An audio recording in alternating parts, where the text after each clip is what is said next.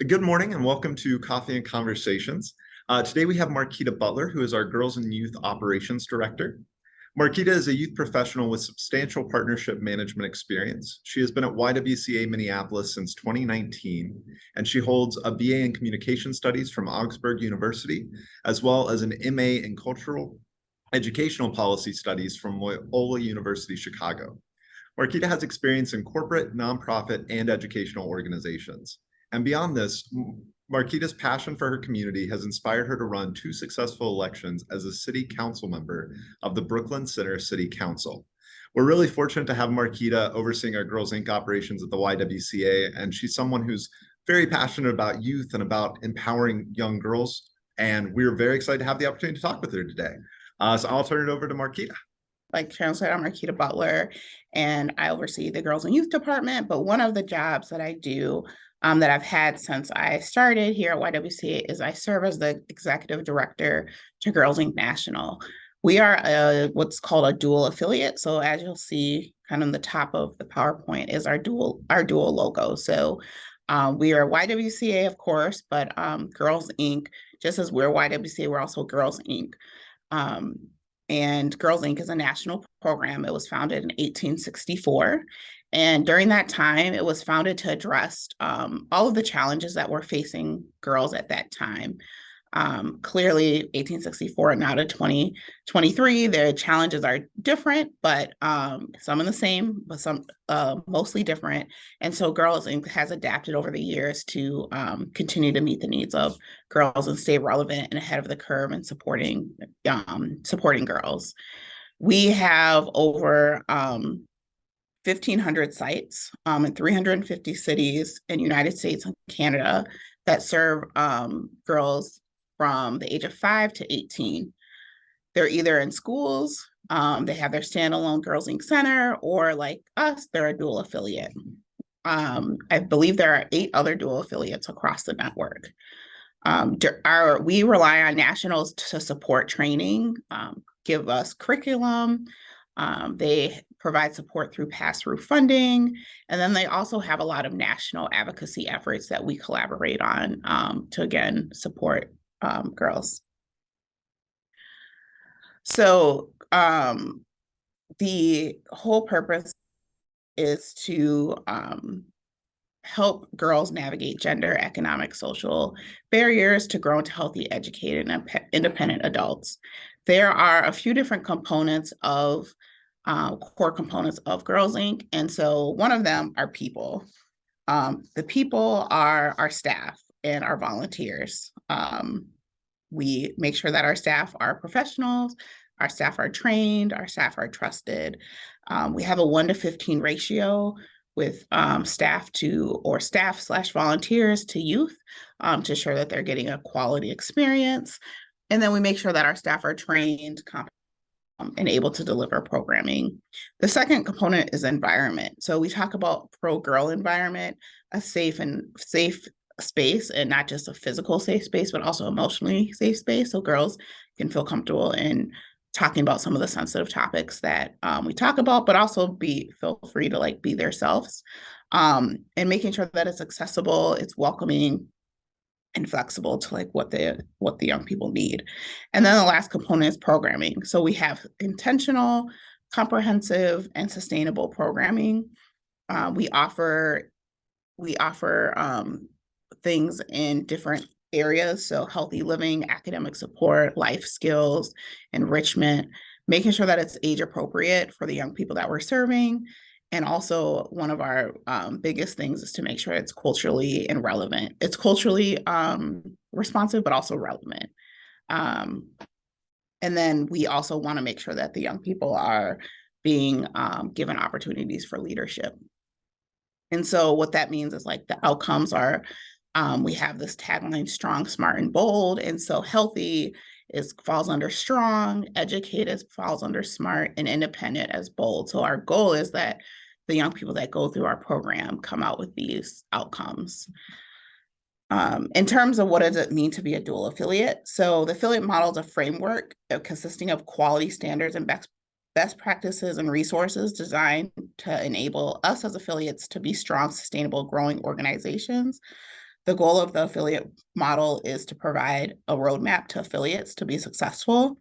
We are the only Girls Inc. IWC of Minneapolis are the only nationally recognized affiliate of Girls Inc. in Minnesota. However, we do have Duluth and Mankato sometimes do Girls Inc. programming. So we collaborate with them and help them to get them the resources they need in terms of curriculum and training and all of that. And then they just fall under our umbrella when it comes to reporting on outcomes.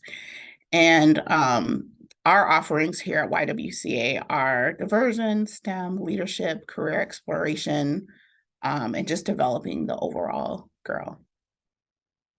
One thing I want to highlight is the Girls Inc. Bill of Rights. This was developed many years ago. And the point of the Bill of Rights is to have young people understand like they have the right to be themselves. One of my favorites, and this is something that we post when we have programming. It should always be like posted in the room so the young people can look at it and reference it and just internalize it. And so one of them that is my favorite is that girls have the right to take risks, to strive freely, and to take pride in success. Oftentimes, I know growing up, when I've had success, it's almost kind of feel like I can't be too bold about it. And I know that a lot of young people have that feeling. And like, we want girls and all young people to know, like, you have the right to be confident in your success and be happy about yourself, success, and to take those risks.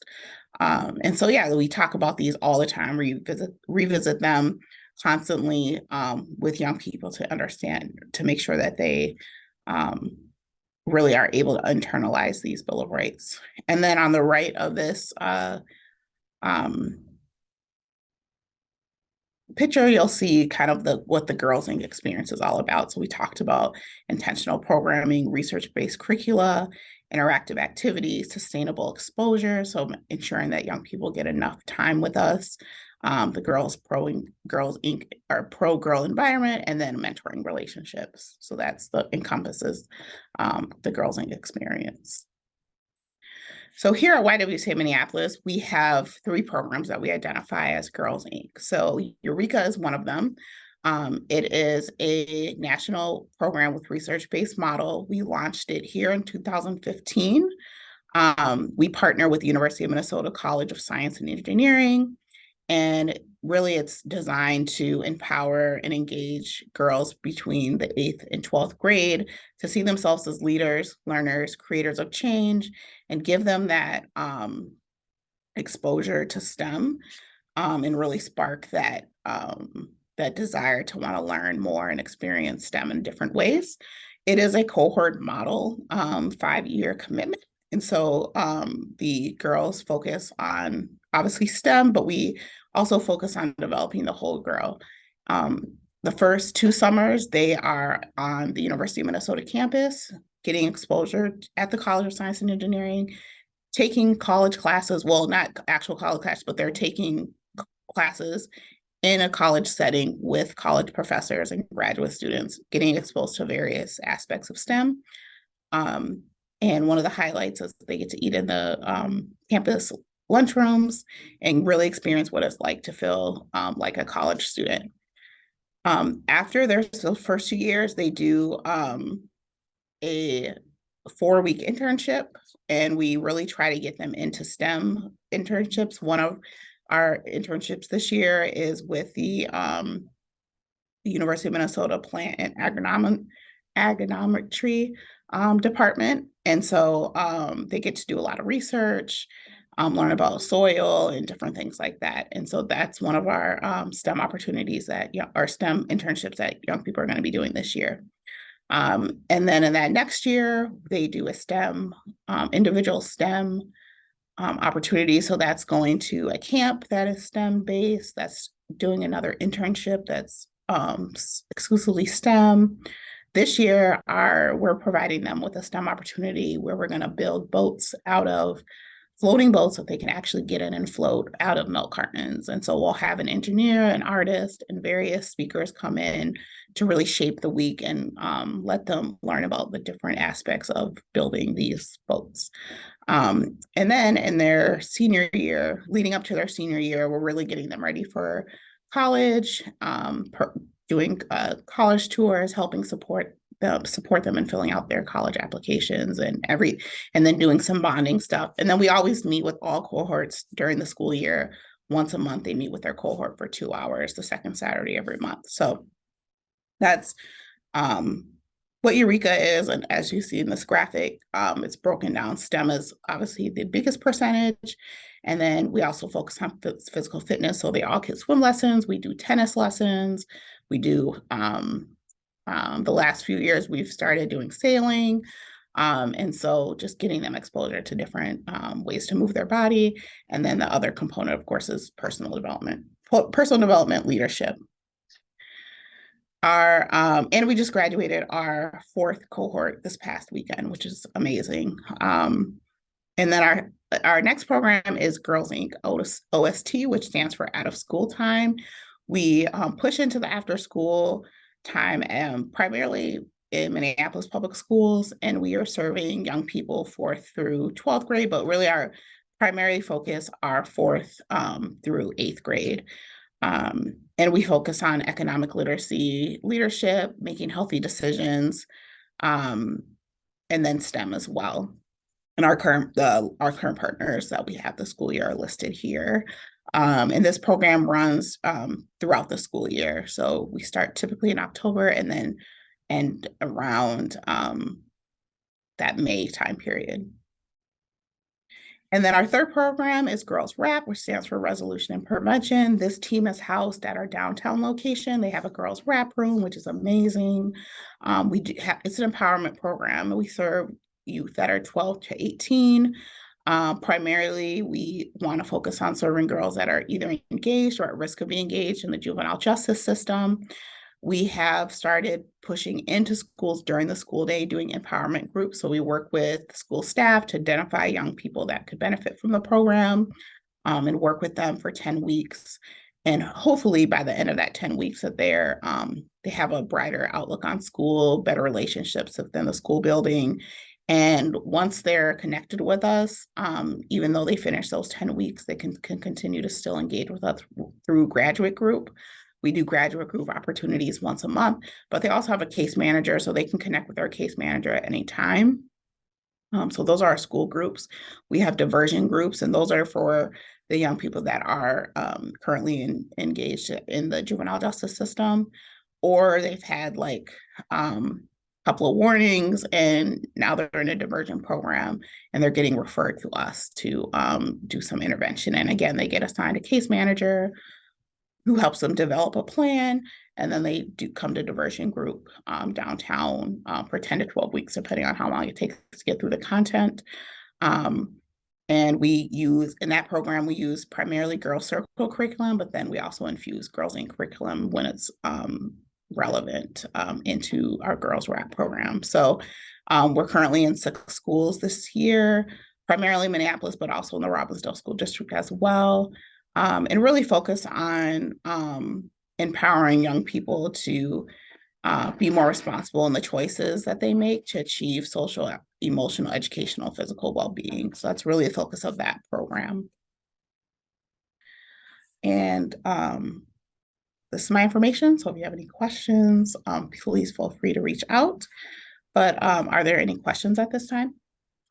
Yeah, I wanted to ask you a couple questions, Marquita, just about sort of the different programs and stuff that we have here under Girls Inc., because it is so comprehensive and it does so much kind of across a large spectrum. And the first thing I wanted to ask is, do you sort of face or see any unique challenges working with these girls with everything that's kind of going on in the world right now? I'm sure that, they see it on the news or they hear about it. How does being sort of in that collaborative girl environment allowing those conversations to flourish or helping?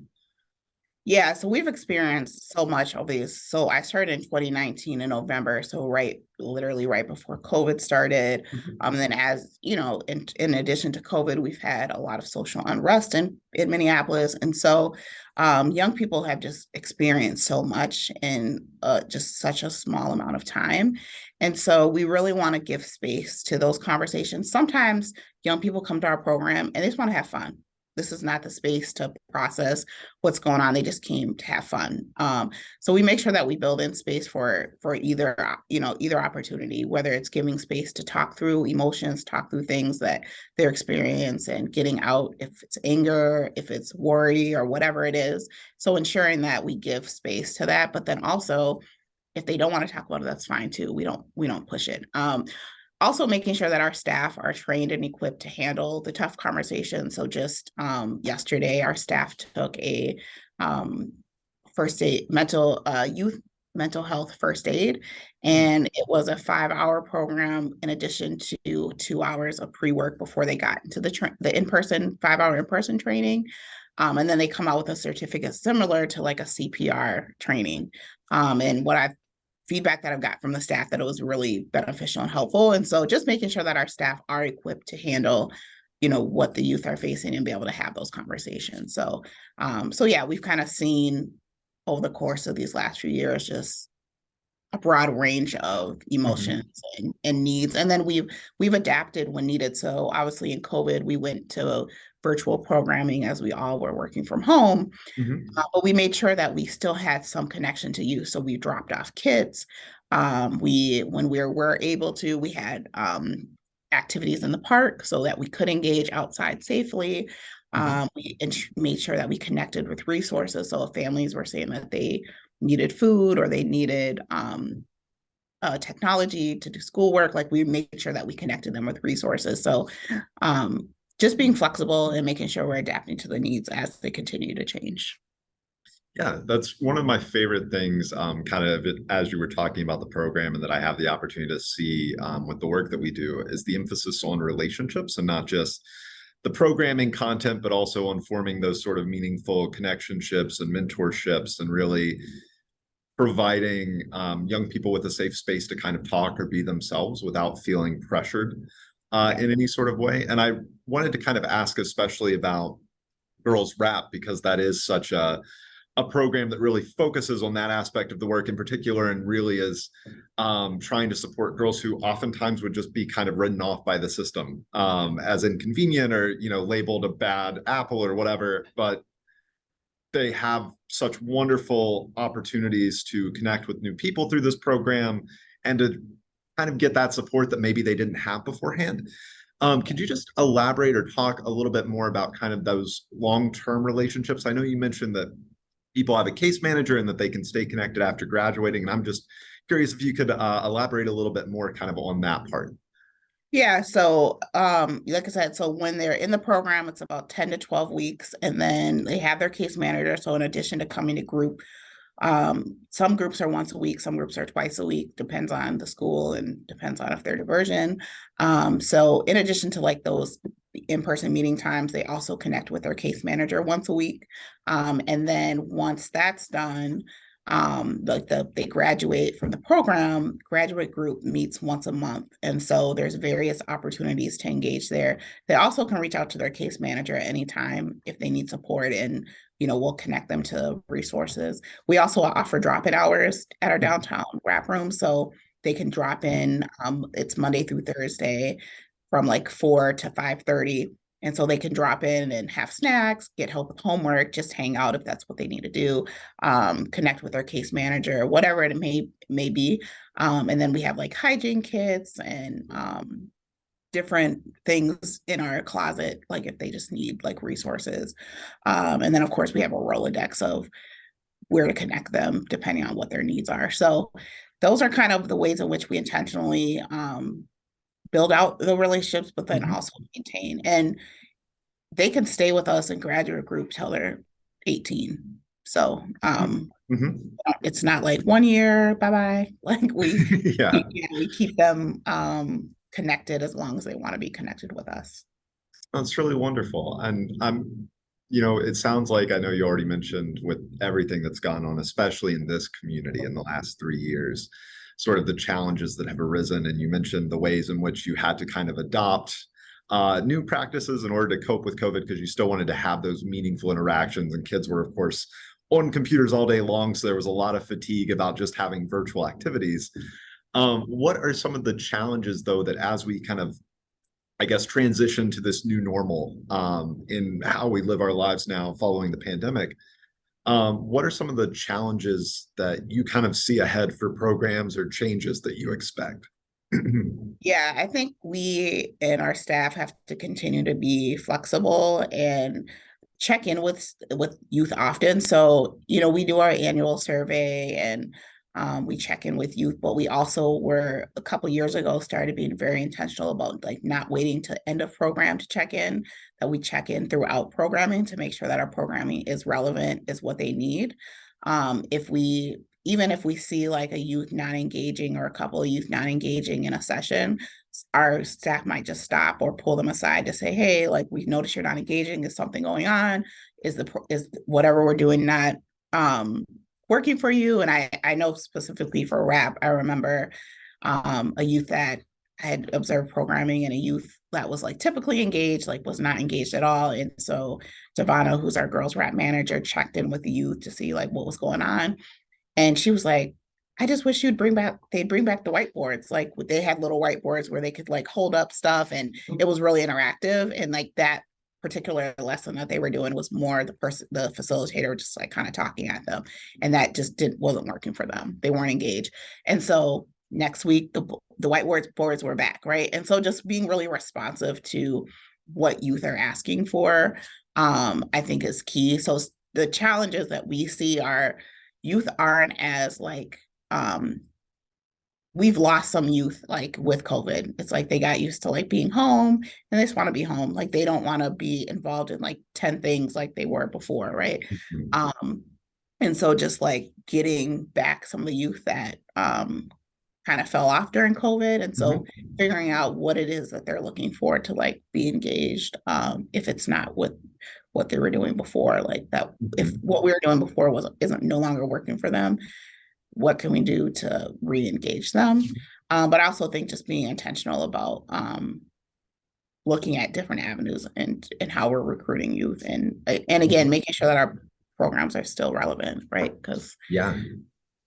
it's changing, very often, like what the youth need. So Yeah, as you're trying to be intentional, and there are especially now such shifting dynamics that feel like they're kind of constantly changing. What are some of those opportunities or adjustments that you kind of foresee for these programs under the Girls Inc. umbrella at YWCA Minneapolis? yeah, so I think so like I said, we just had a graduation with our fourth cohort of graduates, and they gave us a lot of good feedback. And so I think just being really intentional about supporting and wrapping around youth as they start getting older. So for Eureka specifically, it's like really intense the first like 2 to 3 years. And then just making sure that we're continuing that intensity, continuing to wrap our arms around young people and making sure that we're giving them opportunities to help them stay engaged and help them kind of, get to their, put them in their best position for their post high school, whatever it is that they want to pursue. And so that's one thing I think for girls rap continue. So with girls rap, we have so much opportunity. Devana has been here a year and completely transformed the program and make sure that it's like very aligned with what our intentions are, what our goals and outcomes are, and making sure we're really intentional with partners. And I think that's key is like continue to like shape the program in a way that's intentional, continue to engage partners that make sense. And then for OST, some of the difficulty has been like we're out of control when it comes to like schools and like what's going on at schools. And so just continuing to work with our school partners to ensure that the communication is open. And then just like making sure that if the partnership isn't working, that we are looking for others so that we can continue to serve young people. So Yeah, those all sound like great ways that we can kind of continue to grow and expand those programs. I wanted to kind of finally, for my last question, just ask about how can YWCA community members who, are passionate about this kind of work or passionate about empowering girls and youth, how can they support the work that you and your staff are doing and sort of help serve these girls and give them as many opportunities and connections as possible? Yeah, so we always have volunteer opportunities. We do an annual networking one-on-one where we introduce young people to women in different careers. We like them to be in STEM if possible, but not limited to STEM because we want to ensure that they're exposed to a variety of careers. So that's something that happens annually in April. So definitely can get involved that way. We also have a Women Who Inspire series with Eureka that happens typically in the summertime at the University of Minnesota campus. So we're always looking for, we're full for this summer, but in the future could be a speaker for that.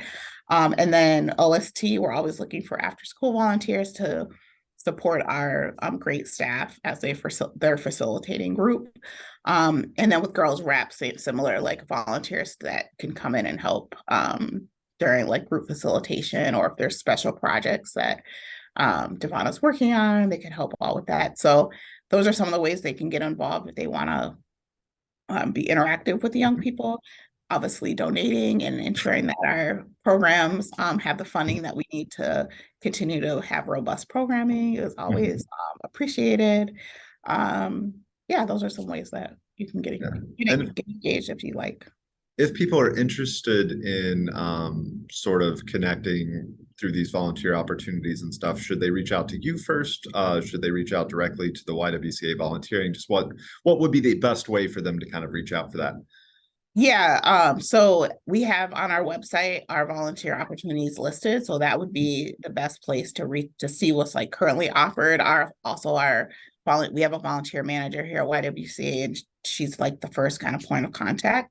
And then you can just let her know that you're interested in Girls Inc. and then she'll connect you with one of us. So to see what opportunity we currently have and what's going to be the best fit.